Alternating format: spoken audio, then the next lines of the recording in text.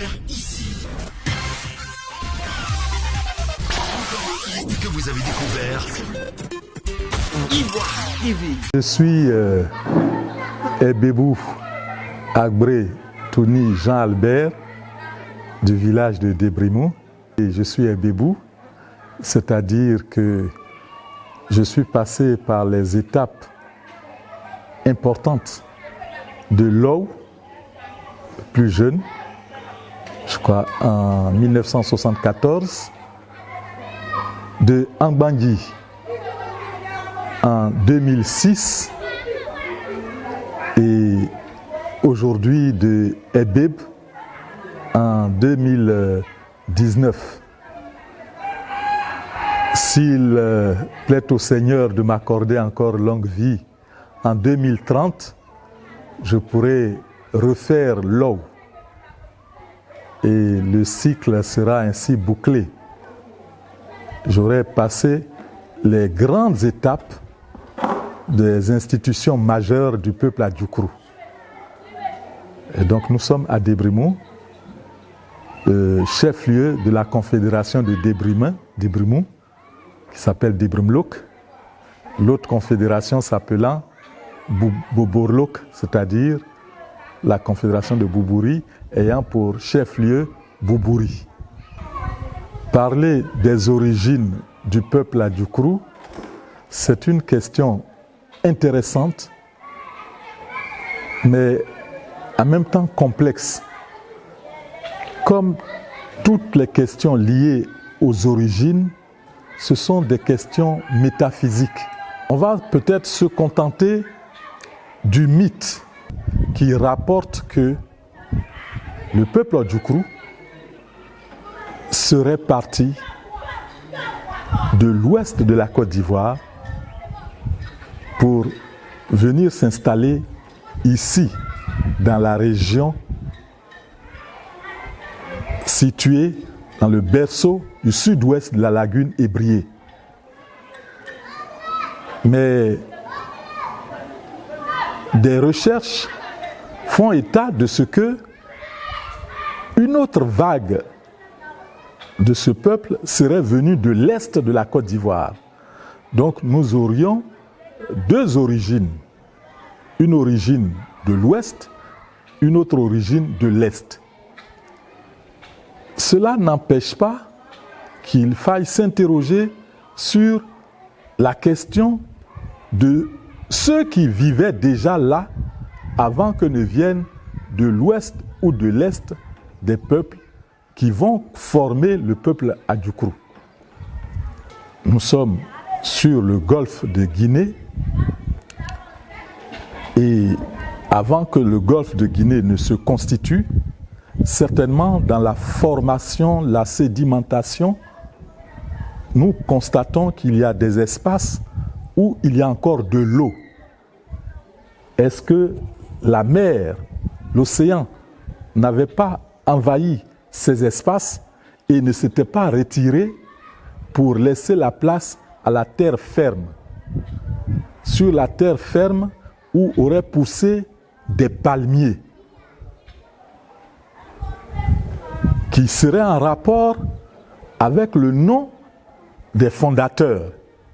Les palmiers donnent la graine de palme et nous savons que les fondateurs du peuple adjoukrou s'appellent Amanses et Amanyang. Aman, c'est la graine de palme.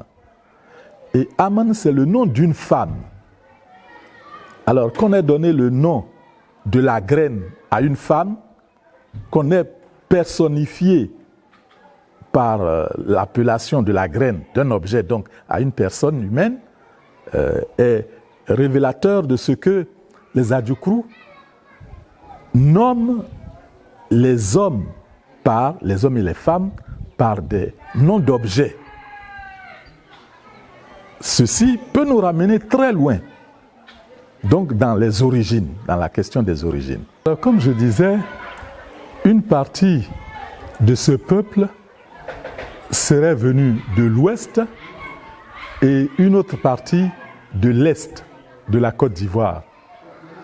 Mais que ce soit ceux de l'ouest ou ceux de l'est, ils ont dû trouver, selon nous, une autre vague de peuples sur place, peut-être minoritaires, mais des gens qu'on pourrait appeler des indigènes.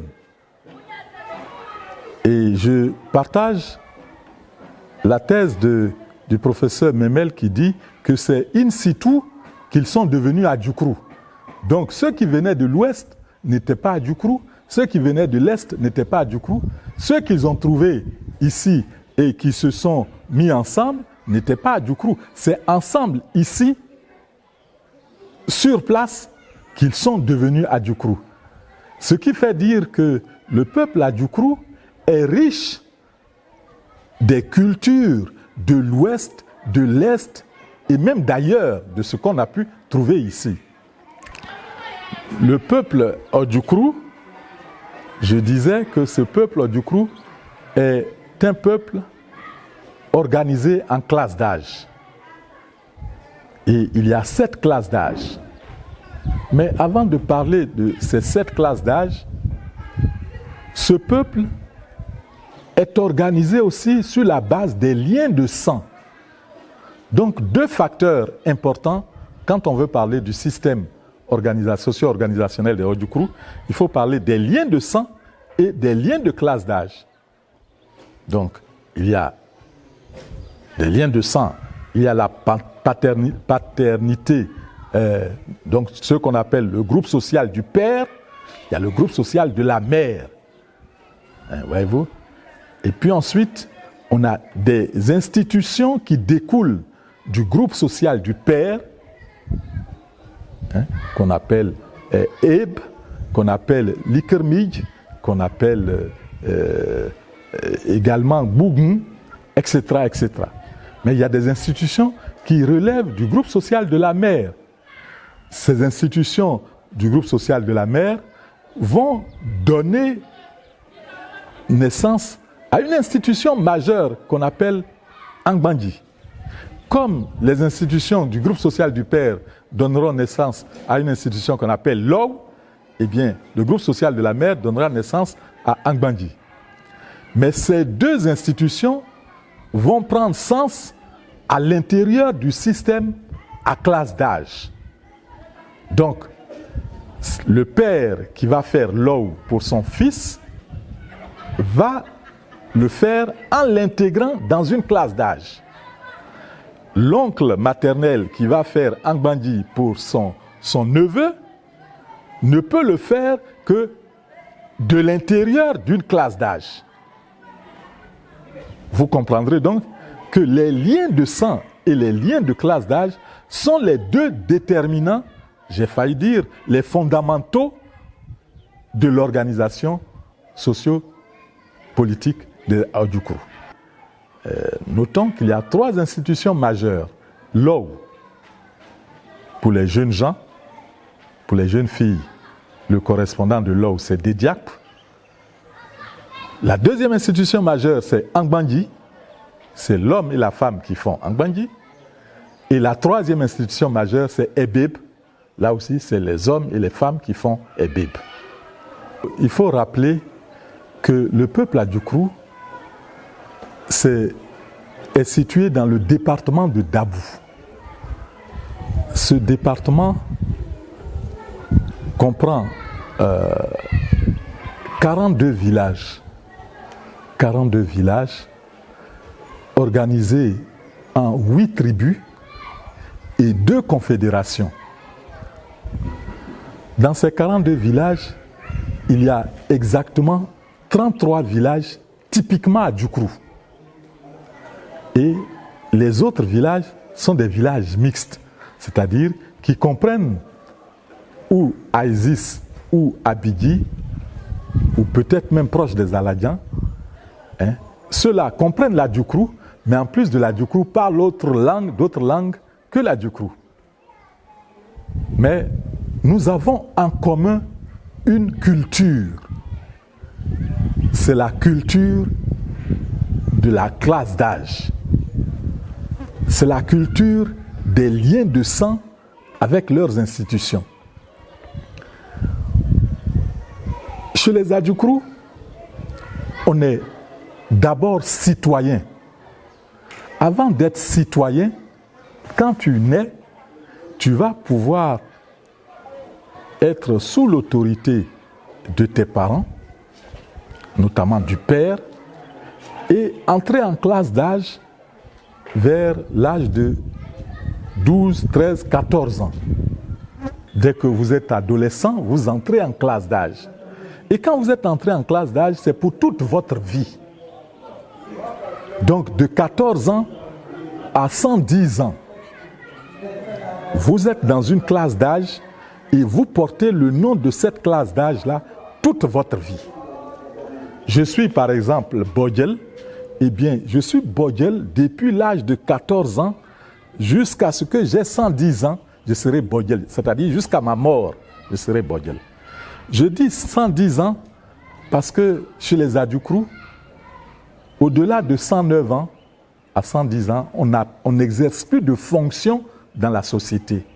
Ce qui veut dire que l'Adjoukrou définit la vie par l'exercice d'une fonction.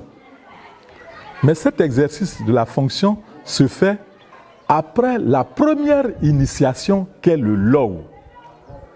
On fait le Law à l'âge de 19 ans, 20 ans, 21 ans, quelquefois jusqu'à 23 ans. La classe d'âge est subdivisée en 4 sous-classes d'âge. On a les Ojomba, les Bago, les Kata et les Boma. Si vous voulez, on a les seniors, les juniors, les cadets et les minimes. Ces 4 sous-classes d'âge doivent faire tous la fête de Law. Et c'est une fois qu'ils ont fait la fête de Law, que les 4 sous-classes d'âge ont fini la fête de Law, qu'ils vont prendre fonction à l'occasion de l'organisation de Ebib. Cela veut dire que lorsqu'on organise la fête de Ebib, toutes les 7 classes d'âge viennent prendre fonction. Chacune prend une fonction spécifique qu'elle exerce pendant 8 ans. L'exercice de la fonction se fait pendant 8 ans. Que ce soit, par exemple, les Mbourmans, ils exerceront à l'occasion des Bib une fonction de 8 ans. Que ce soit les Mbédiés, ils exerceront une fonction de 8 ans. Les Abrama exerceront une fonction de 8 ans. Les Ndjourma exerceront une fonction de 8 ans. Les Sété exerceront une fonction de 8 ans. Les Obodjlou que nous sommes exerceront une fonction de 8 ans. Et nos aînés, les Nigbessi, exerceront une fonction de 8 ans. Alors ces fonctions sont, la première, c'est Doubrou. La deuxième, c'est Lopsnessel. La troisième, c'est Mabessel. La quatrième, c'est Logngsau. La cinquième, c'est Miridiekn. La sixième, c'est Ebebou. La septième, c'est Lélessel. Voici les 7 classes d'âge qui ont les 7 fonctions. Ce sont des fonctions actives. Mais il y a des fonctions que j'appellerais des fonctions passives. Il y a 4 autres fonctions passives qui sont Doubrou. Doubrou, c'est les novices. Ils sont chargés d'encadrer tous ceux qui veulent entrer en classe d'âge et qui vont se préparer à faire Law. C'est les Doubrou. Après les Doubrou, viennent la deuxième classe d'âge qui entre en fonction, qui s'appelle les Lopsnessel. Les Lopsnessel, c'est ceux qui sont chargés de la politesse des apparences. Ils apprennent à porter le pagne, à se coiffer, à se rendre propre, à avoir un environnement propre, à respecter les anciens. C'est la politesse des apparences. Pendant 8 ans. Après les 8 ans des Lopsnessel, on a les 8 ans des Mabessel. Mabessel, c'est les porteurs de la machette. Et c'est les Abremans. Eux aussi, ils vont exercer cette fonction-là pendant 8 ans. Alors, sachez que les 8 ans des Abremans, des Mabessel, c'est d'assurer la défense de la cité, assurer la sécurité des personnes et des biens, mais surtout par la machette travailler. travailler pour se bâtir un cadre de vie, travailler pour se construire une maison, travailler pour prendre une femme et aller habiter dans la maison, travailler pour se préparer à faire Angbandi. Ouais, ouais. La fonction suivante, qui est la fonction actuelle des Ndjuruma, c'est l'Ognsao. L'Ognsao, c'est une fonction que j'appelle instance sabbatique, c'est-à-dire ils vont renforcer leur capacité. Ils apprennent à parler à Djoukru. On est à Djoukru, mais on ne sait pas parler à Djoukru. Donc on a 8 ans pour apprendre à parler la Djoukru. Les us et coutumes, on les apprend pendant ces 8 ans. Et pendant qu'on apprend, on doit faire Angbandi. Angbandi, c'est la deuxième institution majeure. Et on fait ça quand on est à l'Ognsao, c'est-à-dire à la fonction intermédiaire entre les fonctions, les 3 premières fonctions qui sont des fonctions de jeunesse et les 3 dernières fonctions qui sont des fonctions de sagesse. Donc entre les 3 fonctions, les 2 fois 3, on a la fonction médiane qui est l'Ognsao où on renforce les capacités et c'est en ce moment-là qu'on fait Angbandi. Après, on a la 5e fonction qui est la fonction du ministère de la parole.